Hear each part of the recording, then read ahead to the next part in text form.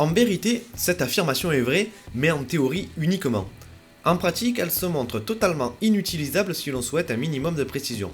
Obtenir une zone d'intensité spécifique pour brûler du gras, concept également appelé l'hypox max, est très séduisant sur le papier et accessoirement vous coûtera 250 € en test de laboratoire. Malheureusement, les choses se gâtent une fois sur le terrain. Pour commencer, il ne s'agit pas d'un pic qui correspondrait à une intensité d'exercice précise, mais plutôt à une zone relativement large. En fonction des études, elle s'étale entre 25 et 85% des capacités d'endurance des sujets testés, ce qui représente une fourchette bien trop large pour être utilisable.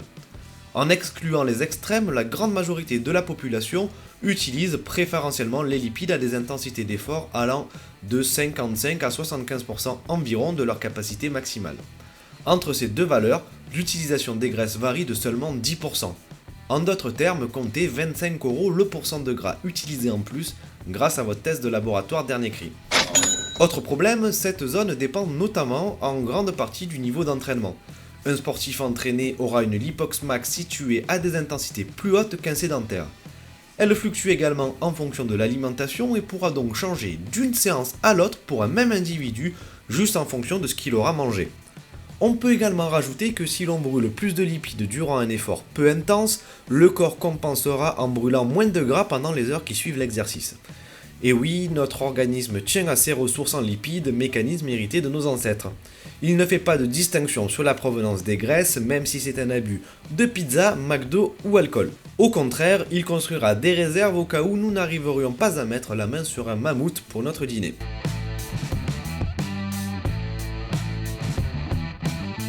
En d'autres termes, si vous pratiquez à des intensités supérieures à l'hypox max, vous consommerez certes moins de lipides pendant l'effort, mais vous comblerez ce retard pendant votre récupération pour une durée d'exercice nettement inférieure. Pour terminer, on notera que les études les plus récentes montrent la supériorité des séances intenses supérieures à l'hypox max pour perdre du poids.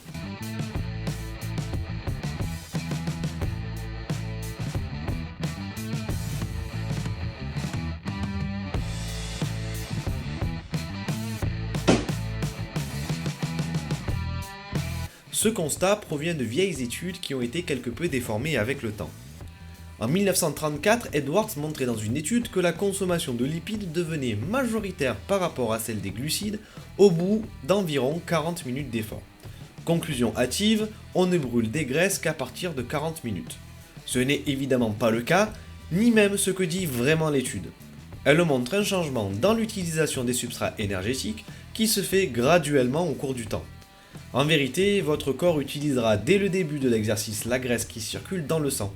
Ensuite, il piochera dans ses réserves de graisse après environ 15 minutes d'effort seulement, bien loin des 45 minutes souvent préconisées.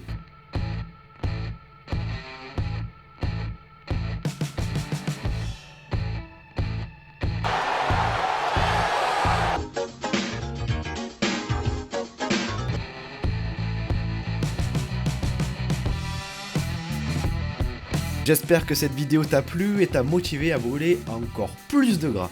Si c'est le cas, n'hésite pas à la faire tourner un maximum, à me suivre sur Facebook et à t'abonner à ma chaîne. Merci, bon sport et à la prochaine.